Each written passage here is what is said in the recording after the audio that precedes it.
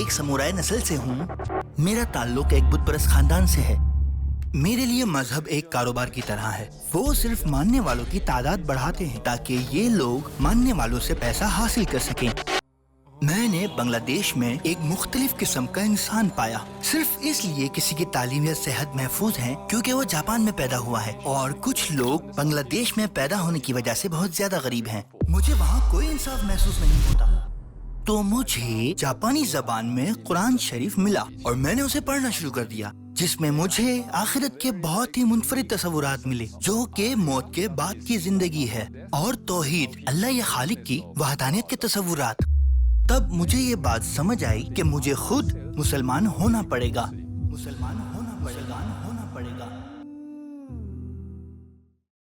अस्सलाम वालेकुम doctor क्यूचिरो सुगीमोतो। Towards eternity की दावत कबूल करने का बहुत शुक्रिया। हमें आपको अपने साथ देखकर बहुत खुशी हो रही है। वालेकुम अस्सलाम व रहमतुल्लाहि व बरकातहू। ये मेरे लिए बाइस मुसरत है। तो मैं इस सवाल से शुरू करूंगा कि क्यूचिरो सुगीमोतो कौन है? अपनी जिंदगी के बारे में मुख्तसरन बताएं।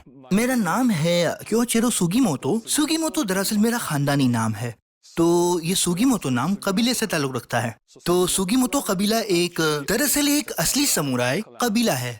तो इस तरह मैं एक समुराई नस्ल से हूँ, और मैं गिफू प्रीफेक्चर के सिकेई शहर में पैदा हुआ और पला बढ़ा, और ये जापान का बिल्कुल दरमियानी हिस्सा है। और बाद में जब मैं यूनिवर्सिटी का तालिबे इल्म बना, मैंने मुताल्ला किया कल्चरल एंथ्रोपोलॉजी का, ताकि मुख्तलिफ सकाफतों पर तहकीक करूँ।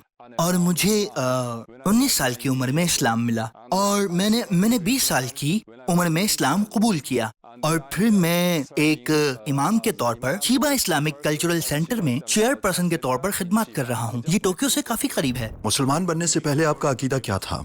दरअसल मैं किसी खास मजहब पर यकीन नहीं करता था, किसी पर भी नहीं। तो बस मेरा नाम ही शायद बुत परस्त था, क्योंकि मेरा खानदान एक बुत परस्त खानदान है, लेकिन दर हकीकत कोई मजहब नहीं था। बस सकाफती तौर पर बिल्कुल आम जापानी की तरह जो आबा व अजदाद का एहतराम करते हैं। मैं किसी और मजहब पर यकीन नहीं करता था, क्योंकि मजहब मेरे लिए एक कारोबार की तरह है, जिसका मतलब है कि वो सिर्फ मानने वालों की तादाद में इजाफा करते हैं ताकि मानने वालों से पैसा हासिल कर सकें, और फिर वो खुद बहुत अमीर हो जाते हैं। तो इसलिए ये एक तरह का कारोबार है। ये मेरा पहले का तासुर था। ज्यादातर जापानी लोग ये महसूस करते हैं कि ये जिंदगी का इख्तिताम है और आगे मजीद कुछ नहीं है। ये वैसे भी एक कयास है। इस्लाम के बारे में कैसे सुना आपने पहली बार? हाँ, जब मैं यूनिवर्सिटी का तालिबे इल्म था तो मेरी मुलाकात बांग्लादेश के एक तालिबे इल्म से हुई थी। तो वो मेरी जिंदगी में पहला मुसलमान था। तो वो बोल सकता था बहुत कम जापानी, इतनी कि वो आसानी से बातचीत कर सके, राइट। तो मैंने उससे दोस्ती कर ली क्योंकि मैं अंग्रेजी की मशक करना चाहता था। तो कभी कभी हम साथ वक्त गुजारते थे। जब हम मिलते थे तो हम साथ खाना खाते थे। जिंदगी के बारे में हमारी बातचीत अच्छी होती थी, और उसने मुझे गर्मी की छुट्टियों में दावत दी कि मैं उसके घर यानी बांग्लादेश आऊँ। तो मुझे मुख्तलिफ सकाफतों में दिलचस्पी थी, तो इसीलिए मैं बांग्लादेश चला गया, जो कि मेरी जिंदगी का पहला ओवरसीज विजिट था। वो एक मुस्लिम मुल्क था, और मुझे वहाँ एक बड़ा सकाफती फर्क मिला, क्योंकि बांग्लादेश एक बहुत ही गरीब मुल्क है, इसलिए मुझे बहुत फर्क दिखाई दिया। रास्ते में वहाँ बहुत से स्ट्रीट चिल्ड्रंस थे, यानी सड़कों पर सोने वाले बच्चे, जिन्हें देखकर मैं बहुत हैरान हुआ कि ये क्या है, क्योंकि जापान में इस तरह के लोग बिल्कुल नहीं होते। जब मैं पहुँचा अपने दोस्त के घर, तो उसका तमाम खानदान, वालिदैन और भाई बहनों ने मेरा इस्तकबाल किया, और वो लोग बहुत मेहमान नवाज थे, दोस्ताना रवैया था। तो ये एक सकाफती झटका था, क्योंकि वो खानदान का एहतराम और कदर करते हैं। उनका मुश्तरका खानदानी निज़ाम है, वो उसे अब भी बरकरार रखे हुए हैं। फिर बाद में मैंने ज्यादा मुज़ाफ़ाती इलाकों और गाँव का दौरा किया। वो बहुत जोशीले थे, मतलब वो बहुत ही ज्यादा जिंदा दिल है, और आपको जापान में ऐसा देखने को बिल्कुल नहीं मिलेगा, क्योंकि जैसे हर चीज कंट्रोल में है और फिर शहर की जिंदगी है। तो जब आप लोगों की आंखें देखते हैं, जैसे जापान में बहुत से लोगों की आंखें मुर्दा हैं, क्योंकि उनकी जिंदगी का कोई मकसद नहीं है। वो नहीं जानते कि वो क्या कर रहे हैं। उन्हें इस बात का एहसास नहीं है कि हमारी जिंदगी का असल मकसद क्या है। वो काम के लिए जिंदा है या जिंदा रहने के लिए काम करते हैं, उन्हें कुछ नहीं पता। फिर मैंने बांग्लादेश में बहुत सारे मुख्तलिफ इक़साम के लोग देखे। अगरचे वो लोग गरीब थे मुआशी तौर पर, ताहम मैं उनकी आंखों में देखता हूँ एक तरह का नूरे ज़हूर, राइट। अगर उन लोगों को देखा जाए तो वो सब किसान हैं, और उन्होंने अपनी जिंदगी में बतौर पहला गैर मुल्की मुझे देखा, लेकिन उन्होंने मुझे दावत दी चाय पीने के लिए। वो चाय को चाय कहते हैं, जैसे दूध वाली चाय। और पेठा एक मीठी डिश है। तो मतलब आओ आओ और इसे बस खाओ। तो मैं बस हैरान रह गया, ऐसा जापान में कभी नहीं हुआ। जैसे पहली बार आप किसी गैर मुल्की को देखें और अचानक आप उसे अपने घर में दावत दे दें ऐसा कभी नहीं हुआ। लेकिन मैंने बांग्लादेश में ये तजुर्बा किया। तो आखिर ऐसा क्यों? तो ये इस्लाम के बारे में सोचने का आगाज था, क्योंकि मुझे मालूम है कि वो सारे बुनियादी तौर पर मुसलमान हैं। इसीलिए शायद हो सकता है कि उनका रवैया, उनका तर्ज अमल इस्लाम के उसूलों पर मबनी हो। तो फिर जापान वापस आने के बाद मैंने इस्लाम के मुताबिक किताबें तलाश करना शुरू कर दी, क्योंकि उस वक्त अभी 1996 था और तब इंटरनेट नहीं था। तो मैं सिर्फ लाइब्रेरी से मालूमात हासिल कर सकता था या फिर बुक स्टॉल से। तो मुझे जापानी जबान में कुरान पाक मिला। ये इस्लाम के बारे में मालूमात का बुनियादी जरिया था, तो वो मुझे मिला और मैंने जापानी तर्जुमा पढ़ना शुरू कर दिया। फिर मुझे आखिरत के बहुत ही मुनफरिद तस्वुरात मिले, जो कि मौत के बाद की जिंदगी है और तौहीद यानी अल्लाह की वहदानियत की गवाही। तो ये तस्वुरात मेरे लिए बिल्कुल नए थे। मैंने इसके बारे में कभी भी नहीं सोचा था, क्योंकि जैसे लोग जापान में बहुत मसरूफ हैं, उनके पास मौत के बाद की जिंदगी के बारे में सोचने का वक्त कैसे हो सकता है? हत्ता कि एक सेकंड भी वो अपनी रोजमर्रा की जिंदगी में कभी नहीं सोचते, और वो नहीं सोचते खुदा के तस्वुर के बारे में भी, जिसे जापान में बहुत मशहूर है, जैसे कि एक बुत परस्त माशरा यानी शिर्क। और जापान में खुदा की कोई वजाहत नहीं है, कोई आपको नहीं सिखाता कि खुदा कौन है। और फिर मैंने देखा कि कुरान में खुदा की वजाहत मौजूद है, वाज़ेह तौर पर बयान है। मसलन सूरह इखलास, औज़ु बिल्लाहि मिनश शैतानिर रजीम, कुल हुवल्लाहु अहद, कहो कि वो अल्लाह है एक और अकेला। ठीक, ये बहुत आसान है, लेकिन मेरे लिए एक तरह का सरप्राइज था। ओह, तो यहाँ खुदा की वजाहत है। तो फिर कुरान के दीगर हिस्सों को पढ़ने में बहुत दिलचस्पी पैदा हुई कि वहाँ दरअसल क्या लिखा है, क्योंकि ये तकरीबन 600 सफ़हात पर मुश्तमिल है। तो मैं देखना चाहता था कि ये खालिक अल्लाह दरअसल हमें क्या बता रहा है। तो मैंने इसे ज़ाती तौर पर पढ़ा, जैसे कि खालिक अल्लाह मुझे ज़ाती तौर पर बता रहा हो। ये 7वीं सदी की किताब नहीं है, बल्कि मेरे लिए मौजूदा जिंदगी का सबक है। मैं मुतजस्सिस था कि शायद इस किताब से कुछ सीख सकूं। तो चुनाचा आखिरकार मैं आखिरत के बारे में बुनियादी तस्वुर से वाकई मुत्तफिक हो गया और अल्लाह की वहदानियत से भी। अब मैं आखिरत से क्यों मुत्तफिक हुआ? जैसा कि मैंने वजाहत की कि मुझे बांग्लादेश में एक बड़ा कल्चरल शॉक लगा, क्योंकि वहाँ गुर्बत है। ठीक है, तो मैं उस वक्त सोच रहा था कि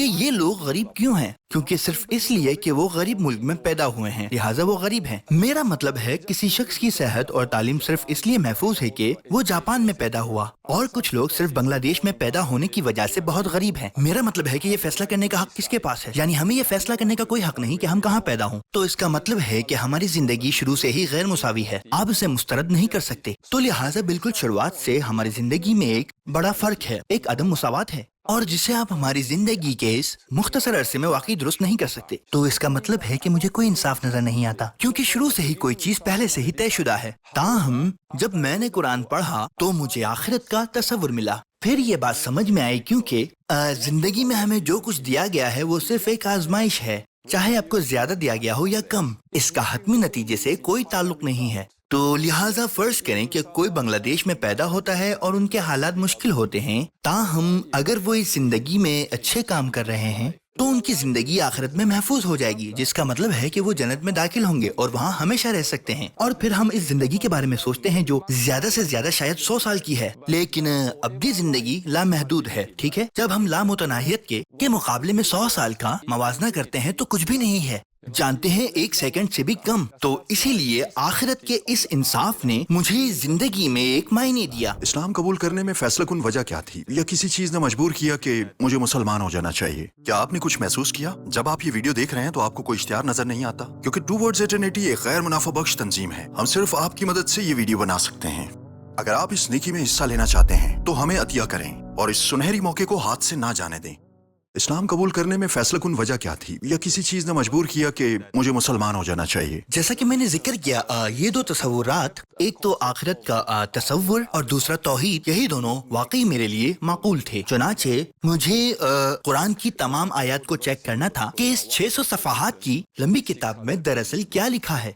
तो मैंने एहतियात से देखा कि आया कोई खतरनाक तालीमात हैं या कोई अजीब तालीमात हैं या नहीं हैं। चुनाचे जितना मैंने पढ़ा उतना ही मुझे एहसास हुआ, ओह ये मेरे लिए एक बहुत ही कुदरती चीज है, ये कोई ऐसी चीज है जिसे हमें मानना या फॉलो करना चाहिए। तो आखिरकार मुझे ये लगा कि ये कुरान इंसान का बनाया हुआ नहीं है, यानी ये किसी खालिक या अल्लाह की तरफ से आया हुआ लगता है। लिहाजा मैं ये ज्यादा मजबूती से मानता हूँ कि ये कुरान जिंदगी बदलने वाली किताब है और फिर मैं इसे फॉलो करना चाहता हूँ, क्योंकि मेरे मुताबिक इस्लाम सिर्फ किताब कुरान पढ़ना नहीं है, ये ज्यादा अमली या मजहबी तजुर्बे की चीज है। तो मैं जानना चाहता हूँ कि मुसलमान असल में कैसा महसूस करते हैं या अपनी रोजमर्रा जिंदगी में इस्लाम पर कैसे अमल करते हैं, और मैं उस किस्म का अंदरूनी इल्म कैसे हासिल कर सकता हूँ। कैसे? मतलब सिर्फ एक ही रास्ता है कि पहले मुझे खुद मुसलमान बनना होगा, मुझे बजाते खुद इस्लाम का तजुर्बा करना होगा,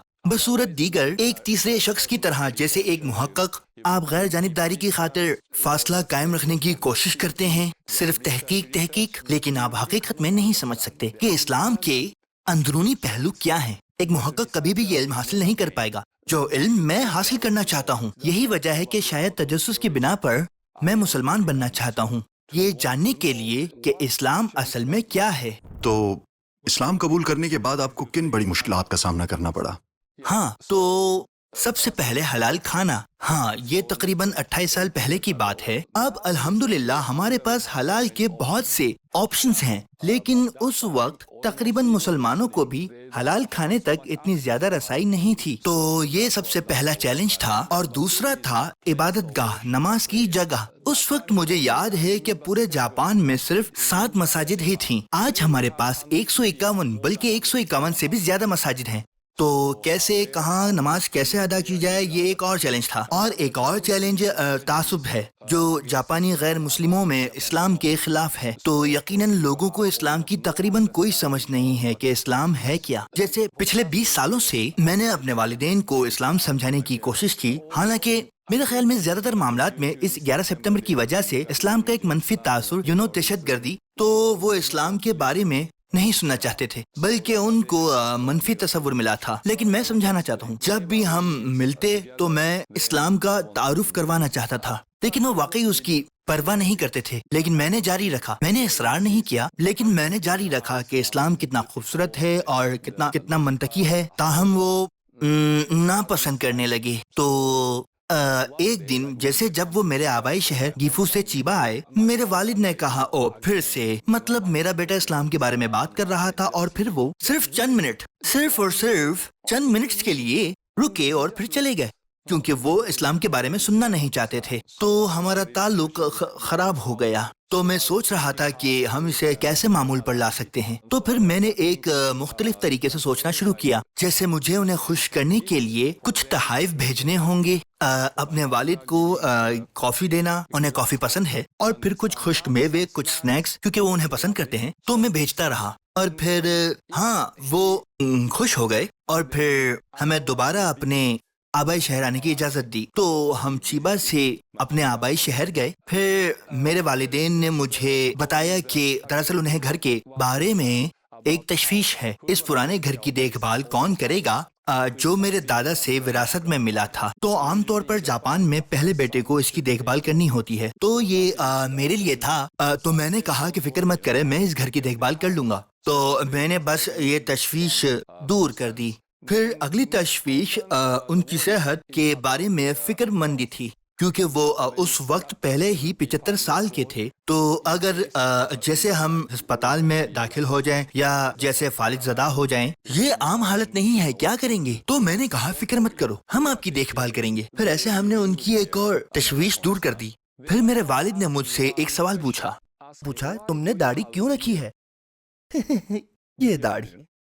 तो वो एक बहुत दिलचस्प सवाल था। ये इस्लाम से मुताल्लुक है और ये वो सवाल था जिसका मैं शायद इंतजार कर रहा था। जिसका मतलब है कि मैंने इस सवाल का बराह रास्त जवाब नहीं दिया, बल्कि मुझे ये कहना चाहिए था, आपके सवाल को समझने या आपके सवाल का बेहतर जवाब देने के लिए मुझे इस्लाम की बुनियादी बातें समझानी होंगी और आपको वो सुननी होंगी। तो क्या आपके पास 10 मिनट हैं? तो मेरे वालिद ने कहा ठीक है, जिसका मतलब था कि अब मेरे पास इस्लाम के बारे में बात करने का वक्त है, सिर्फ 10 मिनट के लिए ही सही। अल्हम्दुलिल्लाह। पहले वो चंद मिनट भी नापसंद करते थे, वो बर्दाश्त नहीं कर सकते थे لیکن اب میرے پاس 10 منٹ ہیں الحمدللہ. مجھے وہ بات کرنی ہے جو مجھے کرنی تھی. تو ہمارے پاس گوراب طریقہ ہے. آپ جانتے ہیں نا خدا کا وجود, خدا کی وحدانیت, وحی اور نبوت کے بارے میں. یہ بہت ضروری حصہ ہے. تو میں پہلے ہی تربیت یافتہ تھا, سو میں بولتا ہوں جیپنیز زبان میں, آسان جیپنیز میں. پھر وہ سن رہے تھے, میری والدہ بھی سن رہی تھی.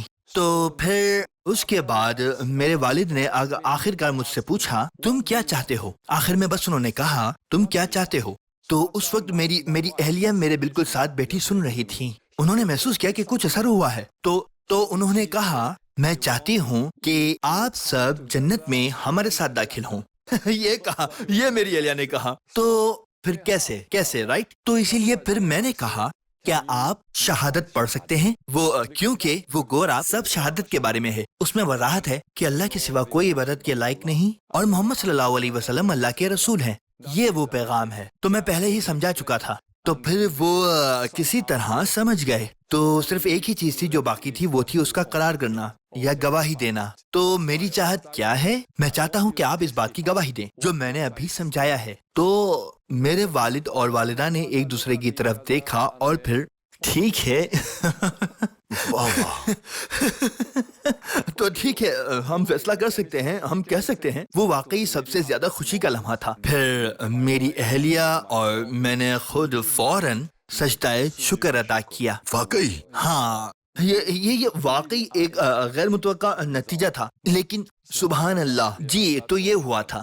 ہاں نبی پاک کی وہ کون سی ادا تھی جس نے آپ کو سب سے زیادہ متاثر کیا؟ ہاں صلی اللہ علیہ وسلم. تو میرے لیے سب سے پہلے اور سب سے اہم وہ قرآن کے پیغمبر ہیں. تو یہ میری نظر میں بہت ہی زیادہ عام ہے کیونکہ میں قرآن سے متاثر تھا. تو میں سوچ رہا تھا کہ وہ اس پیغام قرآن کو کیسے پہنچا سکتے تھے. میرا مطلب ہے بغیر کسی تبدیلی کے, مطلب پچھلے 1400 سالوں سے. ٹھیک, تو یہ ایک معجزاتی چیز ہے. اور پھر ان کی عظیم شخصیت, جتنا میں انہیں جانتا ہوں اتنا ہی میں واقعی تعریف اور احترام کرتا ہوں.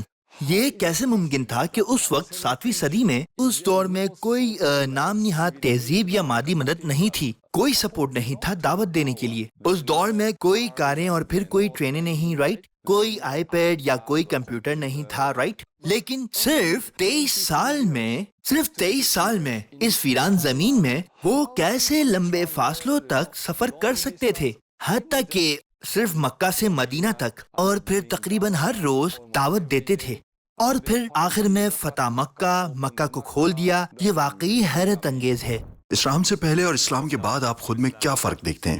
ہاں, فرق صرف ایک لفظ میں, وہ دل یا دماغ کا سکون ہے. اللہ جو پلان بناتا ہے وہ سب اچھا ہے, لیکن ہمیں آخری نتیجہ معلوم نہیں ہے کیونکہ وہ پوری تصویر دیکھ رہا ہے, لیکن ہم انسان صرف پکسل دیکھ سکتے ہیں. تو پکسل کے نقطہ نظر سے ہو سکتا ہے کچھ برا ہوتا ہو, لیکن دراصل جب ہم 10 سال بعد 15 سال بعد اس واقعے حادثے کو مڑ کر دیکھتے ہیں تو اس کا اصل مطلب سمجھ میں آتا ہے کہ یہ کیوں ہوا. چلیں فرض کرتے ہیں کہ آج کی یہ زندگی IT اور پھر تیزی سے بدلتے ہوئے معاشرے کی وجہ سے ہے. ہر چیز فوراً بدلتی ہے, تیزی سے بدلتی ہے, اور پھر مالی طور پر بھی ہمارے کاروبار میں اتار چڑھاؤ آتا ہے, وہ بدلتا رہتا ہے. ہماری صحت بھی کووڈ-19 کے دوران لوگ اچانک بیمار ہوئے اور مر گئے, اور ہمارے انسانی تعلقات بھی بہت سے لوگ کے مختلف خیالات ہیں اور شکایات اور پھر مختلف احساسات مختلف آ رہے ہیں. یہ اب بھی غیر مستحکم ہے. لہٰذا اگر ہم ان چیزوں پر فوکس کریں کہ کیا ہو رہا ہے تو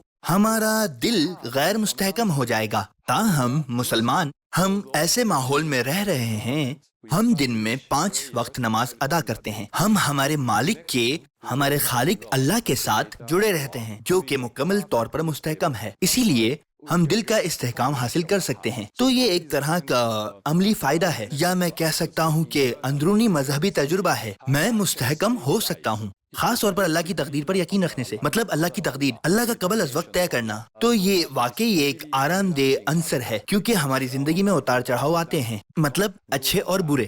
انسانی نقطہ نظر سے شاید برے, لیکن اللہ کے نقطہ نظر سے ہر چیز دراصل اچھی ہے کیونکہ وہ خیر کا سرچشمہ ہے. تو ہم اللہ سے کسی بری چیز کی توقع کیسے کر رہے ہیں؟ نہیں, یہ دراصل حقیقی تصدیق یا یقین ہے. تو آخرکار جو کچھ ہمیں ملتا ہے در حقیقت وہ دل کا استحکام ہے. دیکھیں جو کچھ بھی ہوتا ہے اچھا یا برا, کہیں الحمدللہ. تو یہ واقعی کچھ ایسی چیز ہے جو میں نے سیکھی اور پھر میں نے ایک فرق محسوس کیا اسلام قبول کرنے سے پہلے اور بعد میں.